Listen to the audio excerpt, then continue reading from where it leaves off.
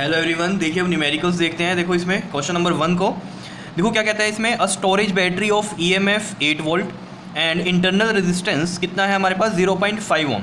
Storage battery है जिसका EMF दिया हुआ है 8 वोल्ट और उसका इंटरनल रेजिस्टेंस कितना दिया हुआ है हमें 0.5 ohm. Now it is being charged by 120 volt DC supply using a series resistance of 15.5 ohm. तो देखो ये क्या कह रहा है यहाँ पर कि इस बैटरी को चार्ज किया 120 वोल्ट से, चार्जिंग वाला केस है ये, ठीक है। चार्ज किया 120 वोल्ट से और सीरीज़ में जो रेजिस्टेंस लगा हुआ है वो कितना लगा हुआ है 15.5 ओम का। Now what is the terminal voltage of battery during the charging. Terminal voltage of battery का मतलब क्या है, यहाँ पर आपको क्या निकालना है, टीपीडी निकालना है। क्या निकालना है, टीपीडी निकालना है, ठीक है। जैसे ये 8 वोल्ट ईएमएफ है ना, तो इसका टीपीडी क्या होगा, क्योंकि ये चार्जिंग का केस है, इसमें हमें बात करनी है, ठीक है। तो अगर आपको थोड़ा बहुत याद आ रहा है, जब मैंने आपको रिलेशन करवाया था E में V+IR, तब मैंने वहाँ पर आपको नोट में सेकंड पॉइंट जो कराया था वो चार्जिंग वाला करवाया था, ठीक है। अगर आपको याद हो E में V+IR, तो मैंने बताया था आपको नॉर्मल जब सेल कनेक्टेड है, ठीक है, और वो करंट दे रहा है किसी को, ठीक है ना। लेकिन जब वो चार्जिंग का केस बनता है तो चार्जिंग के केस में वो करंट ले रहा होता है, मतलब जब दे रहा होता है तो डायरेक्शन कुछ होगी, और लेकिन जब ले रहा होगा तो उसके उल्टी डायरेक्शन बनेगी। तो उस केस में मैंने आपको क्या बताया था, E में क्या बनता है, V- का IR हो जाता है। ये क्यों, I की डायरेक्शन उल्टी होती है और उसकी वजह से हम यहाँ साइन माइनस का लेते हैं। ये कौन सा केस है, चार्जिंग वाला केस है, तो फॉर्मूला ये यूज़ होने वाला है इसमें। अब इसमें देख लेते हैं क्या क्या चीज़ हमें ज़रूरत है। तो देखो हमें ये TPD निकालना है, E गिवन है हमें, तो देखो अगर यहाँ से हम देखें V को यहीं रहने देते हैं, E और ये प्लस में IR, या मैं इसको ऐसे भी लिख सकता हूँ E प्लस में IR। बताओ कोई परेशानी इसमें, ठीक है। तो ये वाला V क्या है हमारा, यहाँ TPD है, ये वाला V क्या है, TPD है, ये ध्यान में रख देना है आपको। और ये E हमें दिया हुआ है कितना है, 8 वोल्ट का। तो ये देखो जरा इधर, E हमें दिया हुआ है कितना, 8 वोल्ट का, और इंटरनल रेजिस्टेंस जो दिया हुआ है वो कितना दिया हुआ है हमें 0.5 ओम का, क्लियर। और इसको हमें चार्ज किया है 120 वोल्ट की बैटरी से, ठीक है, 120 वोल्ट की डीसी सप्लाई दी हुई है, ठीक है। तो इसको मैं V' मान लेता हूँ, ठीक है। ये कितना है, 120 वोल्ट है, ठीक है।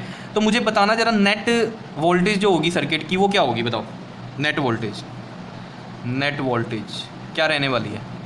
मैंने आपको बताया था जब सेल के कनेक्शंस करवाए थे कि अगर इस तरीके से ये नेगेटिव और अगले सेल का पॉजिटिव और नेगेटिव, अगर इस तरीके से दो सेल कनेक्टेड हैं तो इनकी टोटल नेट वोल्टेज क्या हो जाएगी, ऐड हो जाती है अगर अपोजिट टर्मिनल लगे होते हैं, ठीक है। और अगर इस तरीके से कनेक्शंस हों बने हुए, ये इसका नेगेटिव और ये इधर से नेगेटिव इस तरीके से कनेक्टेड हों सेल, नेगेटिव नेगेटिव या पॉजिटिव पॉजिटिव किसी का कनेक्टेड हो इस तरीके से, तो इसमें क्या होता है हमेशा, बताओ, माइनस होते हैं। नेट पोटेंशियल क्या होता है इनमें, माइनस होगा, मतलब जो भी इनमें से बड़ा होगा उसमें से माइनस करेंगे छोटे वाले को। ये चीज़ मैंने आपको बताई थी सेल कनेक्शंस वाले में, अगर याद है तो बताओ, ठीक है। अब देखो अगर कहीं भी आपके पास चार्जिंग का केस आ जाता है, चार्जिंग के केस में हमेशा आपको ध्यान देना ये वाला बनता है आपके पास जो कनेक्शन बनता है। कैसे, जैसे मान लो इसका मैं अगर सर्किट आपको बनाना यहाँ पर बताऊँ तो देखो कैसे बनेगा। देखो यहाँ पर मान लो ये सेल कनेक्टेड है, ठीक है, और इसका इंटरनल रेजिस्टेंस कितना है, 8 वोल्ट का है, क्लियर। और यहाँ पर एक बैटरी होगी वो इस तरीके से लगी होगी, ठीक है, इस तरीके से, और इसमें यहाँ एक रेजिस्टेंस कनेक्टेड है सीरीज़ वाला, ठीक है, ये है 8 वोल्ट यहाँ पर, ठीक है।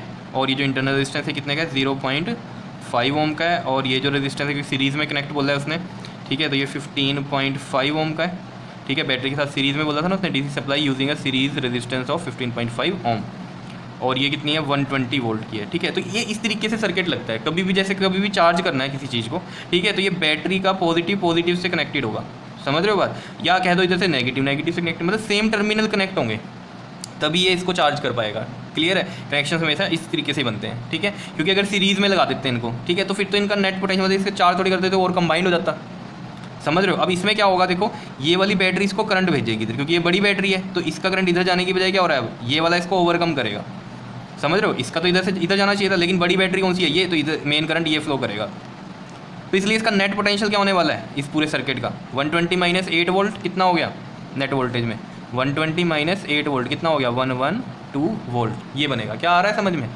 हमेशा याद रखना चार्जिंग के केस में सेम टर्मिनली कनेक्टेड होते हैं, ठीक है, इसलिए ये हमेशा माइनस ही होंगी, क्लियर है बात। बता दो इतनी चीज़ क्लियर हो रही है या नहीं, ठीक है। तो यहाँ से अगर आपको इतनी बात पता चल गई कि ये 112 वोल्ट है आपके पास नेट वोल्टेज, ठीक है। अब मुझे तो यहाँ पर क्या चाहिए, इसमें आई चाहिए।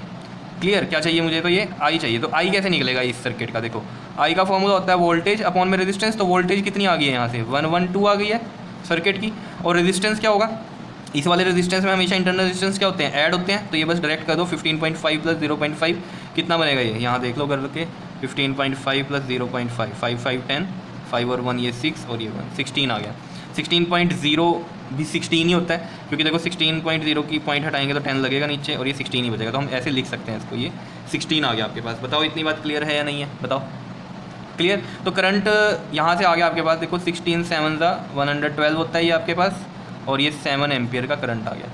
तो बस अब तो टीपीडी आप निकाल सकते हो किसकी, इस सेल की। यही कह रहा है ना ये, what is the terminal voltage of battery during the charging, मतलब बैटरी कौन सी बैटरी की बात कर रही है, ये वाली की। क्लियर, क्योंकि इसका ईएमएफ दिया होता तो इसका टीपीडी, ठीक है, क्योंकि ये यहाँ बैटरी है आपके पास, ठीक है, सेल नहीं है तो कोई बात नहीं, कोई दिक्कत नहीं है, ठीक है। अगर बैटरी ही है ये तो मैं इसको बैटरी ऐसे मना लेता हूँ, ये भी क्या है, बैटरी ही है। क्लियर है बात इतनी या नहीं, ठीक है। तो बैटरी क्या होती है, एक से ज़्यादा सेल लगे होते हैं जिसमें वो बैटरी होती है, इसलिए मैंने इसको बैटरी बोल दिया, ठीक है। तो कोई दिक्कत वाली बात होनी नहीं चाहिए इसमें। इसमें क्या निकालना है आपको, टीपीडी निकालना है बैटरी का। और आपने कंफ्यूज नहीं होना कि बैटरी में ये 120 वोल्ट का क्यों नहीं कह रहे हैं, क्योंकि उसने यहाँ क्या बोला नहीं है बैटरी, उसने कहा डीसी सप्लाई दे रहे हैं। और ये कोई भी सोर्स हो सकता है बैटरी हो या बैटरी एलिमिनेटर भी होते हैं। बैटरी एलिमिनेटर में क्या लगा होता है, जैसे बैटरी तो चार्ज करनी पड़ती है, डिस्चार्ज करनी पड़ती है। जैसे आपकी लेबोरेटरीज़ में भी देखा होगा आपने, बैटरी एलिमिनेटर होते हैं, वो आप स्विच में लगाओ, ठीक है, नॉर्मल एसी आ रही है तो वो क्या करता है, बैटरी एलिमिनेटर उसको डीसी में कन्वर्ट करता है। और उसमें वोल्टेज के ना आपके पास रेगुलेट करने के आपके पास ऑप्शंस होते हैं कि 5 वोल्ट पे करना है सेट, 10 वोल्ट पे सेट करना है, उतनी आपको डीसी मिल जाती है।